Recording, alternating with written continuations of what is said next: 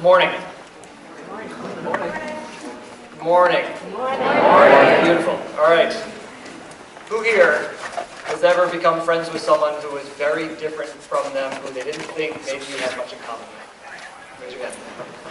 Okay. Keep your hands up for a moment. It's good exercise. Anyway, keep your hands up. Who here has learned something or grown from having that kind of friendship? Okay. All right, now you can put your hands down. Keep that person or those people in your mind as we talk today, and as I talk and Dr. McCarthy talks. I was inspired by sitting in on Mr. Compton's C-Block class this morning to tell a quick story. We talked a lot about storytelling today, to introduce some of the thoughts I wanted to share, and then moving into what Dr. McCarthy has to say. I went to an all-boys Catholic high school growing up in New Jersey. We had a religious class requirement every year, all 4 years. I sat in class one day, and my teacher, who was a wonderful woman, very bright, very engaging, very caring about us, she looked out at the class, and there were probably 15 of us in the class. 14 of us were white boys, upper middle class suburban kids, wearing blue blazers and button-down shirts and ties, and I guess not much has changed, but and so about 14 out of 15 of us were like that. And so she said, your assignment is I want you to write a 2 to 3 page reflection paper on this particular passage from the Gospel of Matthew, and she gave a certain passage, and how it's personally relevant to you. And she stopped, looked a little bit awkward, there was some silence, and she kind of pivoted, and she said, oh, and Arvind, this is a boy who's Indian, of Hindu faith, why don't you write something about what your people find important? Yes, there was that moment. It was a different time than today, but there was that sort of very uncomfortable moment of you were all here together except for you, you're other, and I'm going to call you out on it. And it was not bad intention, it just was the way it happened. I remember being very intrigued by, not necessarily by knowing more about his Indian heritage or his Hindu faith, but just being intrigued by what's it like to be in that place where you're the only one called out and you are other. And actually I went out of my way to spend, we were friendly to begin with, but I spent more time with him. We actually became great friends. We stayed very close, high school, college, and beyond. We still stay in touch with each other from time to time. I mentioned that not because it's meant to give you, and the moral of the story is, but just because I wanted to tell you sort of my first lens through which I see diversity. I see it through the lens of friendship. So there's no doubt a number of other lenses or complexities or histories or conflicts over diversity that we can approach. The word itself, the reality of it, it's been fought for, it's been sought, it's been imposed, it's been opposed. I'm very grateful we have Dr. McCarthy here today, who's a scholar, a civil rights activist, humanitarian, and teacher on this topic to talk about why this matters, why the word, why the concept, the goal, the dialogue, and all those battles around diversity and inclusion, they're relevant to you, all of us, right now and in the future. So different people come at the topic, unsurprisingly, from different vantage points. For some, a conversation on diversity at a school, in a workplace, in the country generally, some people don't feel like it's relevant to them. Some people tune out at the mention of the word, oh good, it's the diversity lecture.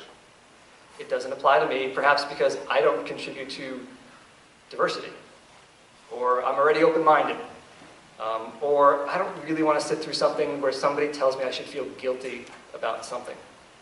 For others, talking about and promoting diversity and inclusion, it stirs something very deep in their souls. It's about their lives, about their life's work. And some of us really cannot fully understand that because we've not yet walked in the shoes in that kind of way of those people. And there are countless other viewpoints across the spectrum. In introducing Dr. McCarthy's chapel today, I want to take the opportunity to explain to you my perspective on why we are talking about this, why we should be thinking about this, why it's relevant to each one of our lives in a concrete and really meaningful way, and why it's important as a school that we foster a learning environment that is diverse on many fronts. Ideology, socioeconomic background, race, ethnicity, sexual orientation, family type, upbringing, religion, values, all of these things and more. So simply put, learning, and specifically all the relationships that contribute to learning, are at the heart of the mission of this school. When we create an environment that is diverse on all these dimensions, like I talked about, and beyond, we help inform your worldview.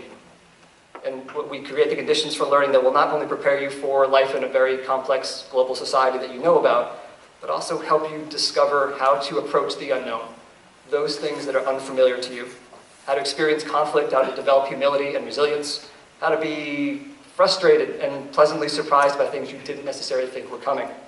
I talk about how often in our lives we are enriched by the people we let enter into our worlds. And I ask you to think about making your world big, not small, to make it fulfilling and fun and exciting. And this happens through building relationships with others, by discovering their stories, their backgrounds, their identities, and in turn sharing our own, so that we can discover things that we didn't think necessarily we would. In many ways, the way I started this conversation today, I suspect you already know this. You've discovered and experienced what it's like to befriend someone with an entirely different come from, and in turn, to grow from that. And we want you to have those chances to discover and grow and find that through friendship. Friendship with people who are maybe vastly different from you, and yet, of course, as we discover, maybe not so different from us as well, in key ways. There are barriers, both real and perceived, to making that happen. It's part of our job as faculty and leaders of the school to help you and all of us overcome those barriers. So when we talk about this topic, and I hope to the extent that we can, you're not perceiving this to be talking at you about this topic, it's with a sense of shared responsibility.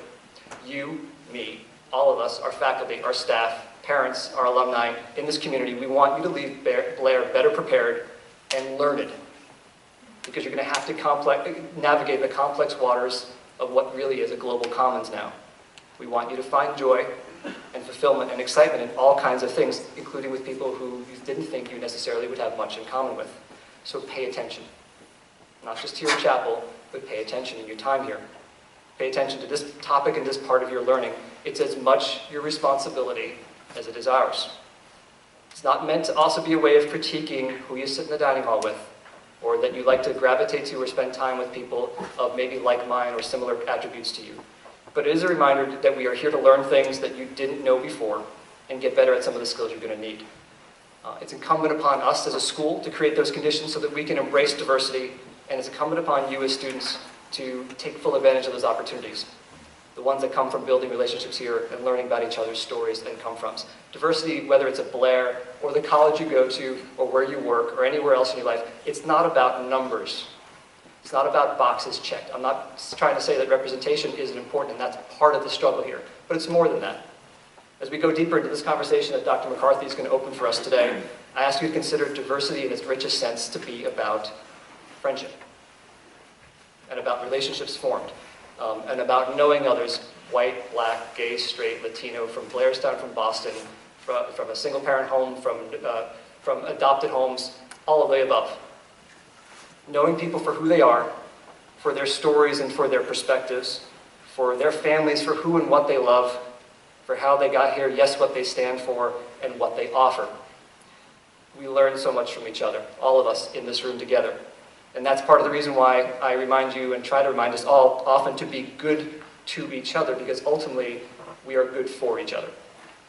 So I ask you to keep those things in mind as we welcome Dr. McCarthy for chapel today. Thank you.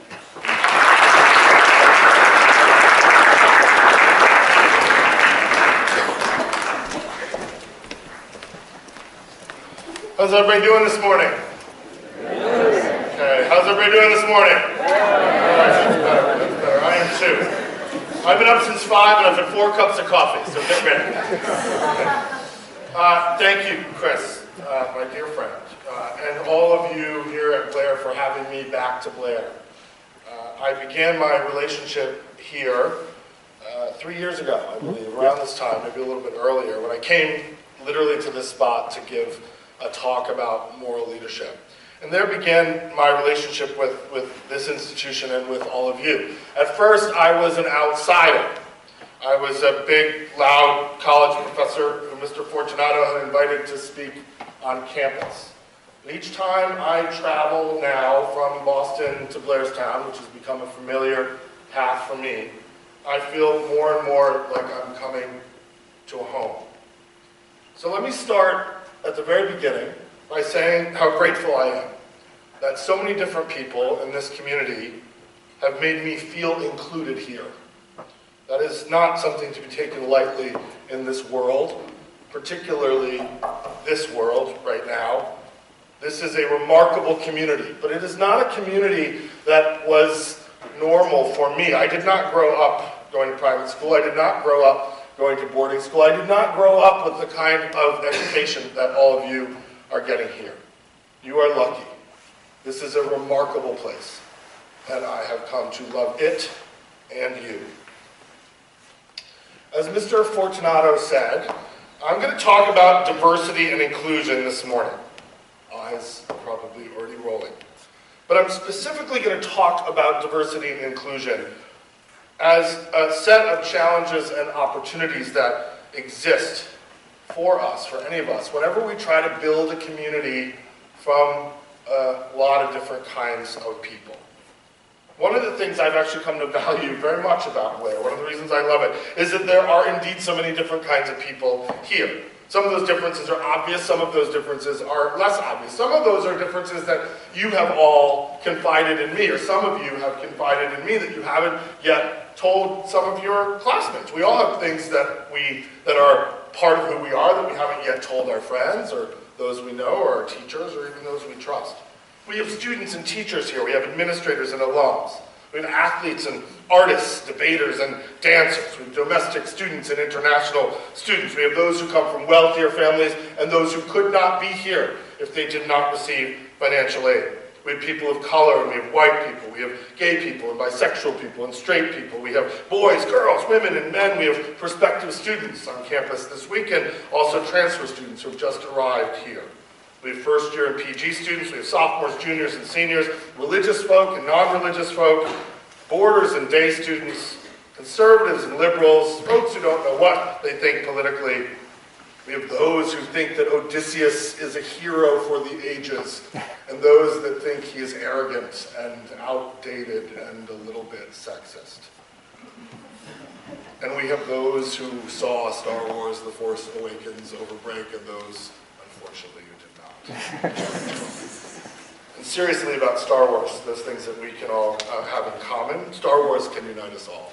So take Mr. Fortunato up on that offer to go to the film with him, because he's a geek like I am, and that is a movie that will change your life for the better.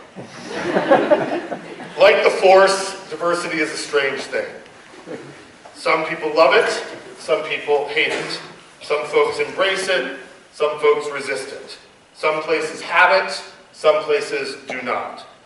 Many of us recognize in the 21st century, in a global world, in an increasingly diverse country, that diversity is important, especially in school settings like this one, where we have so much to learn from each other. But let's also be honest, and I want to be as frank with you as possible this morning. Diversity and inclusion is something that makes us all feel, or most of us feel, super awkward. It feels like an imposed burden, some requirement that you have to talk about this. Sometimes to people it seems like empty rhetoric, and sometimes it is, because there's more talk than there is walk. Can't we all just get along? We hear that question so often. And the answer to that question, at least for me, is no. Not unless we work really hard to do so. You see, I study American history. I study the history of the United States, the story of this country. It's a really interesting story. It's a story that's full of tragedy and triumph, of progress and prejudice. Often those things coincide with each other at the same time. The history of this country, and many other countries as well, we're not the only one, teaches us that it's actually really, really hard to get along. That this is not natural to people necessarily. That too often our differences, the prejudices that attend to them, the misunderstandings that flow from them, get in the way of getting along. And we wouldn't need to talk about diversity and inclusion if these things were readily available to us or easy to achieve. The fact that we have diversity and inclusion seminars, offices, conversations, debates, is because most institutions and communities for history have not been particularly diverse and have not been particularly inclusive. The reason we talk about these things is because we still have so much work to do. And I think about our contemporary world. We see no shortage of examples, whether you're talking about terrorism or refugees or presidential campaigns. People excluded from communities and countries and contexts and compassion all throughout the world. We don't have to look any further than the front page of a newspaper or our Facebook feed to understand that we still have a lot of work to do. And that in some ways, in some areas, we're actually moving backwards, not forwards. We're succumbing to prejudice. We're not making progress. And that should be a cautionary tale to any of us who believe that progress is inevitable or easy either. One of my favorite things to do, because I'm a nerd at Harvard, is to, all people at Harvard are nerds on some level, I'll admit that. But one of the things I love to do is to peruse the pictures and the portraits that are on the walls of our classrooms and our common rooms. These pictures and portraits go back many years. Sometimes they go back generations, and in some places even centuries. And these are to literally the birth of photography.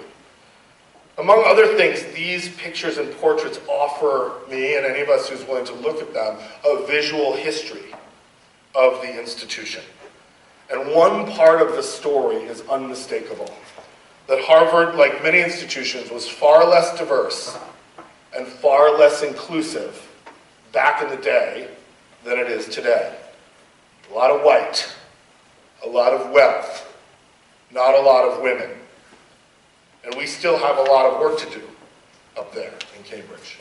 Just this fall, at the law school, there's this long hallway when you enter the new, fancy new building at the law school, where 5 of our Supreme Court justices were educated. And you look at this long hallway, and on the hallway are these huge portraits of my colleagues at the law school, those who teach on the faculty there. And earlier this fall, we awoke one morning to news that someone in the middle of the night had put black tape, black electrical tape, over the faces of my black colleagues at the law school, and only my black colleagues at the law school. We woke up to the dawn of a new day with black tape over the black faces of a law school that has struggled to find black faculty to teach its black students and everyone else. So we have more work to do, and those pictures and portraits tell us something about history, and those pictures and portraits tell us something about our present. And as I like to tell my students, as a historian, I understand that the past is always present, whether or not we want to accept that. Blair, of course, like all institutions, has its own story to tell in this regard. I've been looking at the pictures and the portraits around here this week. And you have them in your own classrooms and common rooms, similar pictures, similar portraits. It tells its own history and its own stories. And Blair, too, like all institutions, has work to do. But that's one of the reasons why I love coming back here. Because time and again, during every single visit that I've had here, and I know in between those visits too, you all have shown a willingness to do that work. And I'm willing to go anywhere where that work is being done. Because I believe in it too deeply not to. So we must talk about diversity not only because we see the value of different identities and experiences and perspectives, but also because these things inspire in us anxiety and fear and prejudice. And we must talk about inclusion not only because we know in our hearts that it's better to accept people than to reject them, but because too many people have been excluded for too many reasons for too long. I learned my first lesson in diversity and inclusion in a little candy shop in rural upstate New York. I didn't know that it was a lesson at the time. It came to me later on, but I think about it all the time. See, I was a misfit.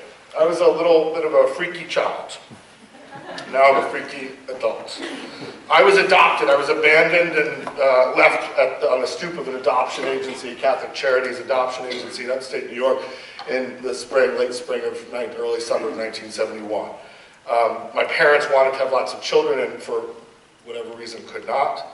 And so I was an abandoned kid who was adopted into a wonderful family, but I was an only child. And we lived in the country. We had moved from the city to the country because my dad had taken a basketball coaching job in this rural upstate New York town. So we were city folks in the country, and I felt that deep in my bones even as a little child. When in nursery school, I was asked, or we all were asked, what we wanted to be when we grew up. All of my classmates and farmers and police officers and fire people and teachers. And I said, when it came to my turn, that I wanted to be Winnie the Pooh. I had many more imaginary friends than real ones, and I talked to them a lot, out loud, in public. I was a really weird kid. My parents were worried about how weird I was, even though they loved me dearly. And so they decided the summer after my 3rd grade year to invite to our home to spend 2 weeks with us a young boy from New York City named John Cottingham. And John was a kid who grew up in East New York, in a neighborhood, in a city, but a city neighborhood very different from the one that I had lived in as a very early child, and certainly the one that I was living in upstate New York. John was black. When he told me where he lived and described where he lived, it was the first time I'd ever heard the word projects. He loved baseball. We shared a love for the Yankees. You couldn't help but have that in my home. John was the smartest person I'd ever met in my life, the coolest person I'd ever met. And I also thought that John was one of those people who was going to teach me how to not be so weird. And when John came to visit us that first summer, I was so happy because I found that I felt like I had a brother, literally a brother for the first time. Someone was in our house that had never been there before, and it was wonderful. We had a wonderful, wonderful time until the day when we went to that candy shop down the street from where I lived. And we were in the candy shop, and we were being a little mischievous, as 7, 8-year-old boys often are in these settings when unattended by adults. And we got kicked out of the candy shop for stealing. But we didn't get kicked out of the candy shop for stealing. John got kicked out of the candy shop for stealing. And I, being his brother and his friend, left with him. And the proprietor was screaming at John. And this was someone that I knew, someone who went to our church, someone who had, kids that played in my Little League with me. And I didn't understand the rage that was coming from this man, who happened to be a white man, and how angry he was at John, 7 years old. And he, of course, being a small town person, told my parents. And so we went home, and I knew that we were going to get a whooping at home. Certainly I was, and I assume John might too. But what happened when we got home was astonishing. My mom and dad wanted to know what happened, and they were very calm, the opposite of the anger and the rage that this proprietor of the candy store had shown. They asked us what happened, and in the course of my parents' calm and loving tone, I decided to tell them the truth, that I had stolen the candy, not John. I had stolen the candy because I thought I was going to get away with it. No one was going to get mad at me because I was little Timmy who wanted to be Winnie the Pooh, and everybody thought I was weird but harmless. And I told my parents that I had taken the candy, and I showed it to them. I learned 3 lessons from that moment. The first lesson I learned, a crucial one, was from the proprietor, the white man who went from being a community leader to an enraged person because he assumed with no evidence that a black boy had stolen the candy from him, not a white boy. The second lesson I learned in that moment was from John, and it was a lesson about difference, not about racism necessarily, but about difference. And to me, at 7 years old, John represented diversity in our rural white community. There were no other black people in that town. There still aren't. For me, it was thrilling to have John there. He was cool, he was from the city, he loved the Yankees. He was my brother. But for John, being in that community through the Fresh Air Fund was a much more treacherous experience for him than living in East New York in many cases. For John, this was an exposure to a community of people that saw him as other, who saw him as an outsider, who didn't like him because of what he looked like. I was a freak because of how I acted. John was a freak because of what he looked like. And it was the first time in my life that I can remember starting to think about what it would be like to walk in someone else's shoes. What it would be like to be a black boy walking into a candy store rather than a white boy who walked into a candy store. And that was a profound moment that set me into a new awakening. The third lesson I learned was from my parents, and it was a lesson about love and justice. Rather than trusting or taking the word of the proprietor of the candy store, my parents wanted to hear our stories. They wanted to hear our versions of what had happened. And in the course of a calm reflection about what we had, where they listened more than they talked, I told the truth. I corrected the record. And what my parents did in that moment was to hug John, and as my parents would often do, say, "We'll deal with you later." There was a way in which I knew that John was going to get the hug and I was going to get the punishment, but there was a lesson about love and justice and the relationship between those two things as it relates to the truth in a moment of racism that I have never, ever forgotten. And that is why I think about diversity and inclusion not as empty rhetoric, not as an imposed burden that your institutions make you talk about, but as the opening up of the possibility of empathy and of equity. The idea that diverse and inclusive communities, that experiences with people who are different from you in settings that are different from what you have come to know or expect, can actually open us up to understanding other people and other people's lives and other people's struggles. And they can also lead us, at least move us a little bit further down the road to understanding that we live in an unequal world, where things are not fair, where some people have more power and privileges than others, and that we all have to figure out how to remake that world so that we don't pass it on to another generation to have them figure it out, kick the can down the road, or punt our responsibilities. I learned a lot of lessons about these things in my childhood because my parents were the kind of parents, even though we lived in a fairly homogenous world, we moved back to the city eventually, thank God. We had a lot of different kinds of folks in our house. John came for 7 years and lived with us every summer. We had Chinese and Korean foster children. We had Mexican and French foreign exchange students. We had all of my father's basketball players who loved my mother's Italian food. We had my parents' unemployed friends who helped me in science and math. We had my immigrant grandparents from Italy and Ireland. We had my classmates and teammates who were rich and poor and working class and middle class. There were country folks and suburban folks and city folks, and they were Protestant and Catholic and Hindu and Muslim and Jewish and atheist. They were white and black and Latino and Asian and Native American. They were liberal, conservative, and everywhere in between. My Irish grandfather once said that our house was Hotel McCarthy, open 24/7. I can trace my social justice values back to that upbringing. I like to say, students often say to me now, because I'm old enough, they ask me, like, how did you get to where you are? And I always say, awkwardly.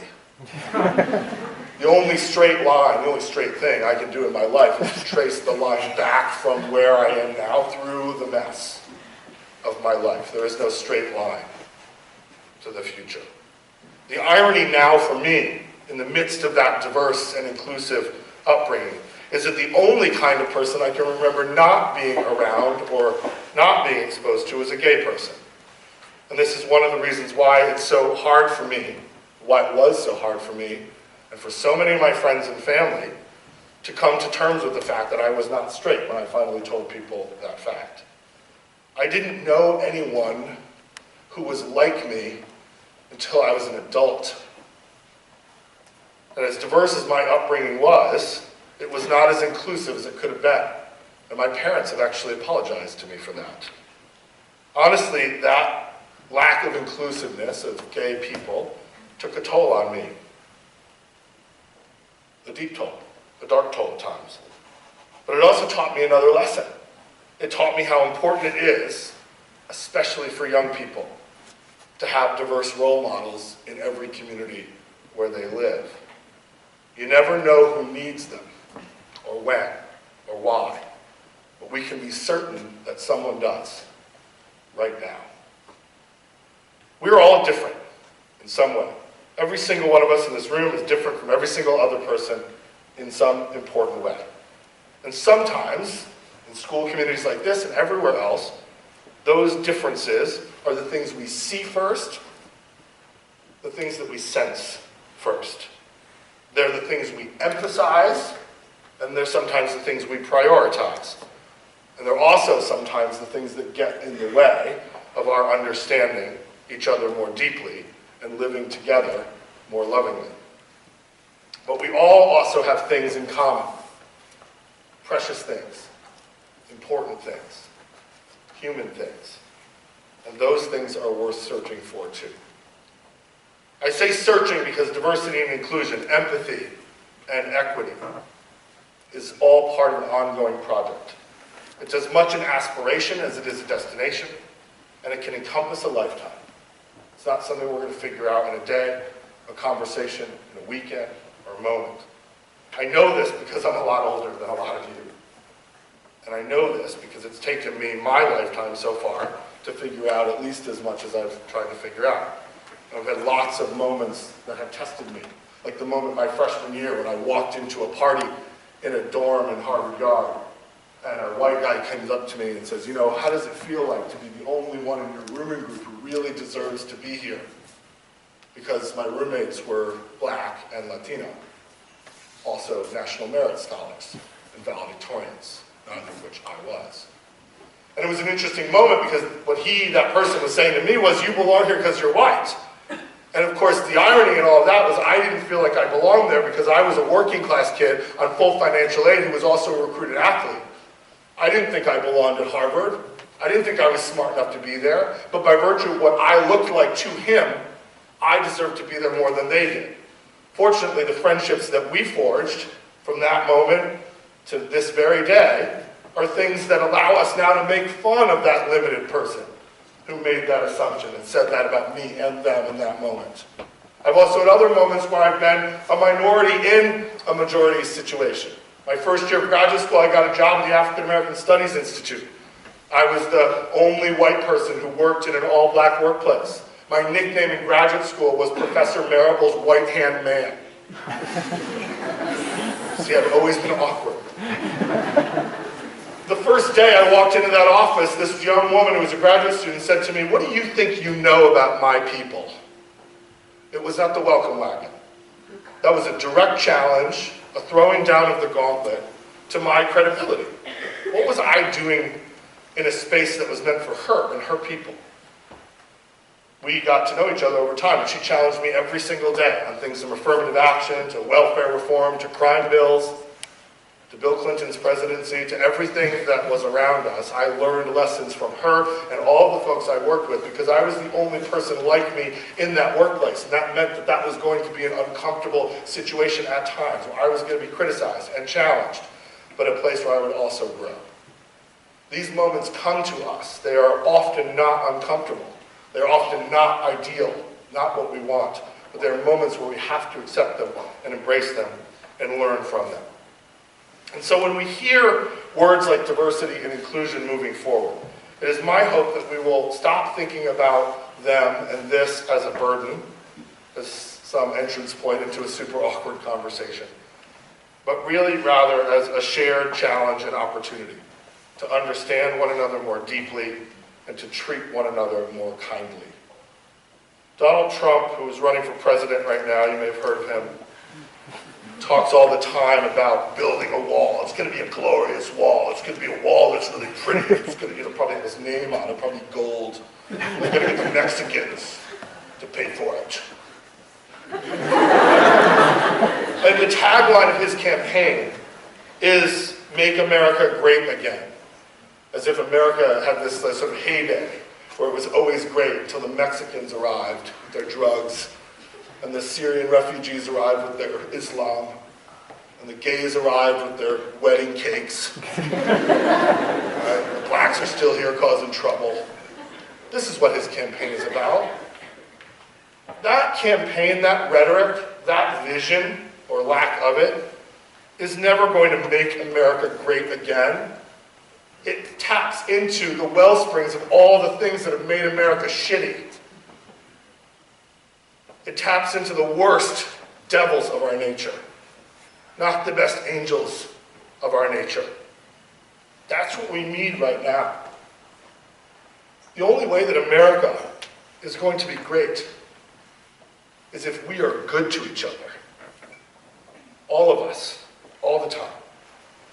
So what I leave you with today is be good to yourselves. Be good to one another. And be good to those, of course, that you like and love already. But also be good to those who aren't like you at all. Those whose differences seem weird and foreign and unrelated and unimportant to you. For it is there, in those people, in those differences, that we learn the most. And it is there, in getting to know each other beyond the discomfort that difference sometimes brings, that we find the deepest love, which is the thing that we all seek and all deserve.